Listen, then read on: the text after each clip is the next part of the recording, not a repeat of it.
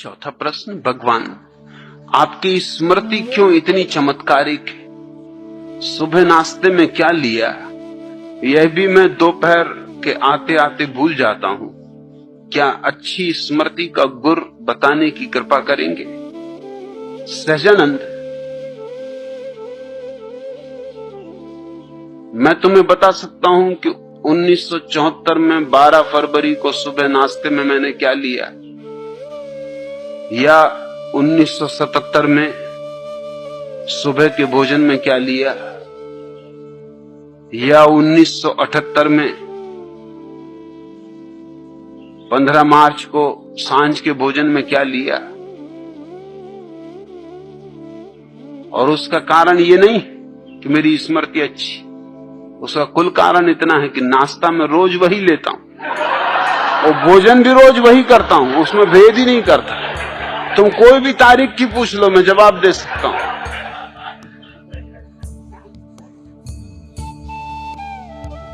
उसमें भूल चूक का उपाय ही नहीं।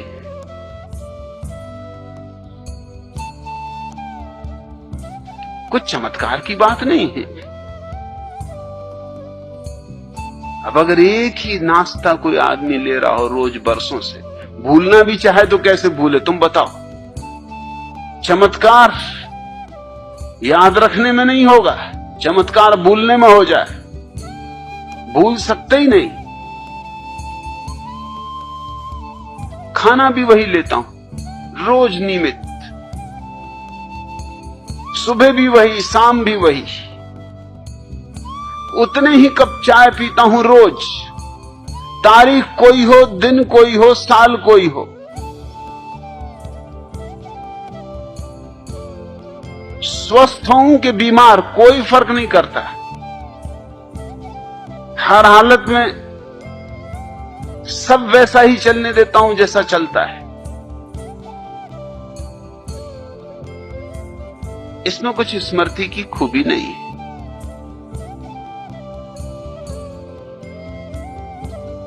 दूसरी बात, जो भी मैं तुमसे कहता हूं वो मेरा अनुभव है, स्मृति नहीं, इसलिए उसमें भी भूल चूक का कोई कारण नहीं। तुम मुझे आधी रात उठा के पूछ लोगे तो भी यही कहूंगा,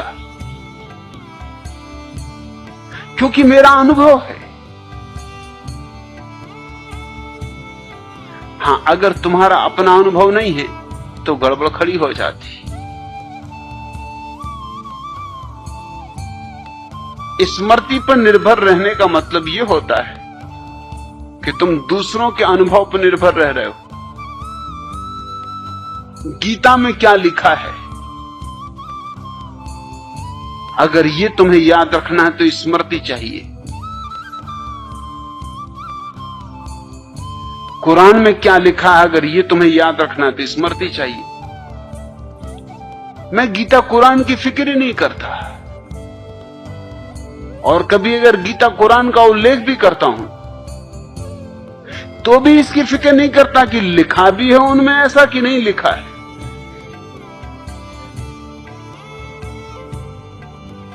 मैं नागपुर में था और मैंने एक बुद्ध के जीवन की कहानी कही कि बुद्ध एक रास्ते से गुजर रहे, वो उनके बुद्धत्व के उपलब्धि के पहले की घटना है। वो अपने एक शिष्य से बात कर रहे हैं, एक मक्खी उनके मुंह पे आके बैठ गई। बात जारी रखी उन्होंने, और जैसा कि आमतौर से हम करते हैं, मक्खी को यंत्रवत हाथ से उड़ा दिया। फिर ठिठक के खड़े हो गए। तत्क्षण याद आया कि मक्खी को होशपूर्वक नहीं उड़ाया, और वही उनकी साधना थी। वही साधना में वो लगे थे कि प्रत्येक कृत्य होशपूर्वक करना, यंत्रवत नहीं। अब मक्खी तो थी नहीं, वो तो उड़ गई थी। मक्खी को क्या मतलब कि तुमने यंत्रवत उड़ाया कि होशपूर्वक उड़ाया, मक्खी को क्या लेना देना, वो तो हाथ देख के उड़ गई। लेकिन बुद्ध अपने हाथ को उठाए फिर से, जैसे कि मक्खी बैठी हो। शिष्य खड़ा होकर भौचक्का देखता रहा। बुद्ध हाथ को ले गए सिर के पास, मक्खी को उड़ाया जो कि वहां थी नहीं, फिर वापस हाथ को नीचा किया, फिर जहां बात टूट गई थी वहां बात शुरू की। शिष्य ने कहा मैं बात तो भूल ही गया, मैं ये पूछना चाहता हूं ये आपने क्या किया? मक्खी तो कब की उड़ चुकी, आप पहले उड़ा चुके, अब क्या उड़ा रहे थे? बुद्ध ने कहा अब मैं इस तरह उड़ा रहा था जैसे कि मुझे पहले उड़ाना चाहिए था, भूल हो गई, भूल सुधार कर रहा था और देख रहा था कि किस तरह उड़ाना उचित होता है, वो मैंने अनुभव करके देखा। एक बौद्ध भिक्षु मेरी ये बात सुन रहे थे, वो रात मुझसे मिलने आए, उन्होंने कहा कहानी तो आपने बड़ी अद्भुत कही, लेकिन मैं त्रिपिटक पढ़ चुका हूं, पूरे शास्त्र बौद्धों के, ये कहानी कहीं है ही नहीं। तो मैंने कहा जोड़ लेना, छूट गई होगी, लिखने वाले भूल गए होंगे। वो मुझे बहुत भौचक्के होकर देखे, उन्होंने कहा आप कहते क्या?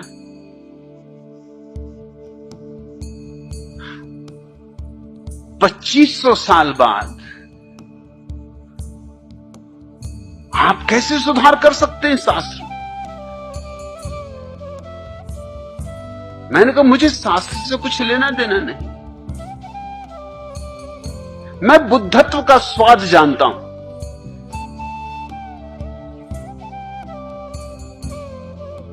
ये कहानी घटनी ही चाहिए।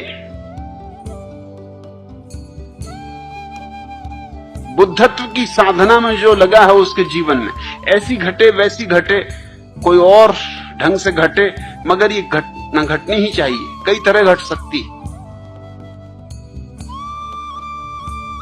उन्होंने कहा बात तो बिल्कुल जमी, बात समझ में भी आई कि बुद्ध की सारी साधना ही जागरूकता की है।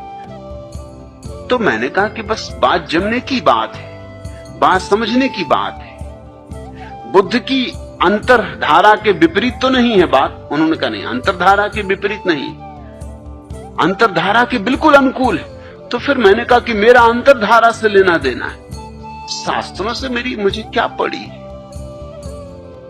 हो शास्त्र में तो ठीक, ना हो शास्त्र में तो ठीक। मैं कोई शास्त्रज्ञ नहीं हूं और न मुझे शास्त्रज्ञ होने में कोई रस। इसलिए मैं जो उद्धरण देता हूं, तुम ये मत सोचना कि ठीक वैसा उद्धरण तुम्हें मिल ही जाए, मिल भी सकता है ना भी मिले, मगर सुनने वालों को निश्चित ही लगेगा कि मैं इतने बलपूर्वक कहता हूं कि होना ही चाहिए। बल का कारण यह नहीं है कि शास्त्र में है ही, बल का कारण यह है कि मैं अपने अनुभव से जानता हूं कि ऐसा ही सत्य है। शास्त्र में हो तो ना हो तो, सारे शास्त्र भी नष्ट हो जाएं तो भी जो मैं कह रहा हूं वो सत्य है, सारे शास्त्र विपरीत हो तो भी जो मैं कह रहा हूं वो सत्य है, और सारे शास्त्र पक्ष में हो तो भी जो मैं कह रहा हूं वो सत्य है। ये स्मृति का सवाल नहीं है, ये मेरे बोध का सवाल है। और तुम मुझसे स्मृति का गुर मत पूछो,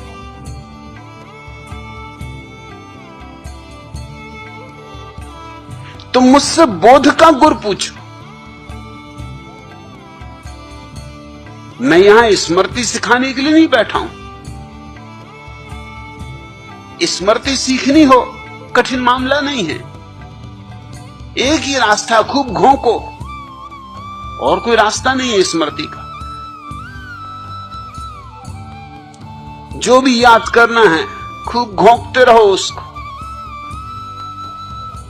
बार बार दोहराओ ताकि लकीर पड़ जाए। कहावत तो सुनी ना, रसरी आवत जात है सिल पर पड़त निशान। पत्थर तक पे निशान पड़ जाता, रस्सी आते जाती रहे, आती रहे, जाती रहे। करत करत अभ्यास के जड़मती होत सुजान। सुजान नहीं होते, ख्याल रखना।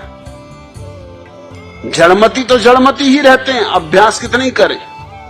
हाँ, स्मृति उनकी अच्छी हो जाती, पंडित हो जाती, सुजान नहीं। सुजान तो बात और है।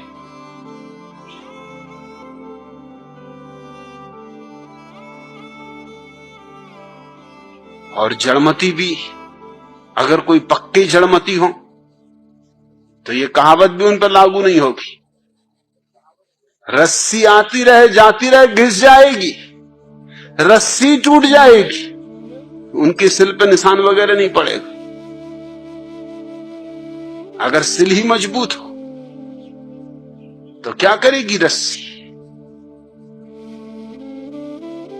सहजानंद, अगर किसी चीज को याद करना है तो दोहराओ, दोहराते रहो। इसी तरह तो पाठ कर रहे हैं लोग बैठे रोज सुबह गीता का, कुरान का, दोहराते रहते हैं, दोहराते रहते हैं, दोहराते रहते हैं। तोते को भी तुम रोज रोज कहो कि कहते रहो मिट्ठू राम राम राम राम, तोता भी घबरा जाता है सुन सुन के कि राम राम राम राम, वो भी कहने लगता है कि राम राम राम राम। तोतों तक में स्मृति आ जाती, मगर कोई सुजान नहीं हो जाता तोता। मुझसे तो तुम पूछो बोध का गुर, बुद्धत्व का राज। इसलिए मुझसे पंडित नाराज, क्योंकि उनको अड़चन होती, उनको हैरानी होती। वो शास्त्र की बंधी हुई लकीरों से जीते। मैं कबीर पर बोला तो कबीर पंथियों के जो प्रधान हैं उनका पत्र आया, लंबा पत्र आया कि और तो आपने सब अच्छा कहा, लेकिन एक जगह आपने कबीर की इस तरह व्याख्या की जो शास्त्रीय नहीं। तो मैंने उनको लिखवा दिया कि वो शास्त्रों का दुर्भाग्य, उसमें मैं क्या कर सकता हूं। मुझे जो कहना है वही कहूंगा। शास्त्र का समर्थन मुझे मिलना चाहिए, इसकी न तो अपेक्षा है न जरूरत है न प्रयोजन है। मैं जो भी बोल रहा हूं उसका प्रमाण मैं हूं, उसका प्रमाण कहीं और नहीं। इसलिए मैं सारी बातों को बलपूर्वक बोल सकता हूं। ऐसा बल स्मृति का नहीं होता, ऐसा बल स्मृति में हो ही नहीं सकता। और भूलने का कोई सवाल ही नहीं उठता। अपना अनुभव है, भूलूं भी तो कैसे भूलूं। जो जाना है सो जाना है। इधर से पूछो, उधर से पूछो, हजार ढंग से पूछो, मैं वही कहूंगा जो मुझे कहना है। कई लोगों ने मुझे खबरें की कि आप भी गजब हैं, कबीर पे बोलते हैं तो ऐसा लगता है कबीर ठीक, और मीरा पे बोलते हैं तो ऐसा लगता है मीरा ठीक, और रैदास पे बोलते हैं तो ऐसा लगता है रैदास ठीक, और फरीद पे बोलते हैं तो ऐसा लगता है फरीद ठीक, और नानक पे बोलते हैं तो लगता है नानक ठीक। मैं उनको कहना चाहता हूं कि मुझे उनके ठीक को गलत होने से कुछ लेना नहीं, मुझे तो जो ठीक है वही बोलना है। वो तो बोतलें हैं, शराब में अपनी भरता हूं। अब बोतलों से शराब में क्या फर्क पड़ता है। नानक की बोतल कि कबीर की बोतल, गगरी किसी की भी, अनुभव तो मैं अपना डालता हूं। इसलिए पंडित नाराज होते। कबीर पंथियों का जो पंडित है वो नाराज होगा।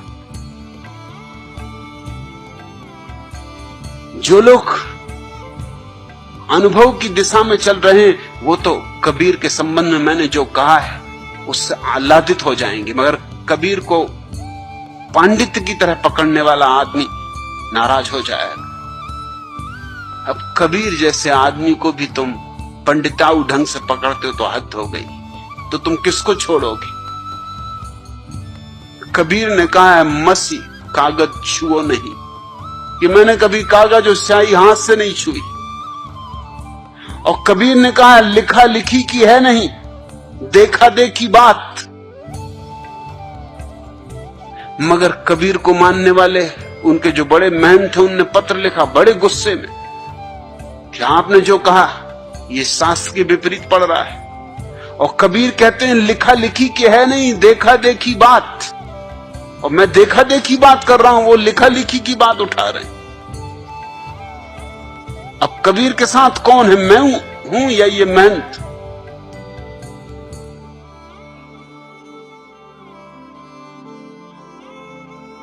कबीर जैसे व्यक्ति को जिसने कहा कि 2.5 आखर प्रेम के पढ़े सो पंडित हो, उसको भी लोग किताबों में पकड़े हुए, पोथियों में जकड़े हुए। मेरी स्मृति कुछ बहुत अच्छी नहीं, मगर मैं फिक्र भी नहीं करता। फिक्र करो तो अड़चन। इसलिए बहुत बार तुम्हें यूं भी हो जाएगा कि मैंने वही कहानी कभी बोकुजू के नाम से कही, कभी रिंझाई के नाम से कही, कभी बोधि धर्म के नाम से कही। कौन फिक्र करता है? मेरे लिए ये सब बोतलें हैं, मुझे कहानी कहनी थी। कोई भी बहाना हो, खूंटियां हैं, मुझे अपना कोट टांगना था, टांग दिया। अब खूंटियां देखता फिरूं कि कोट टांगूं। अगर खूंटियां ना मिले तो आदमी खीलों पे भी टांग देता है, खीले ना मिले द्वार दरवाजों पे भी टांग देता है, और कुछ ना मिले तो अपने कंधे पे टांग लेता। करेगा क्या? ये स्मृति नहीं है, ये मेरा अनुभव है।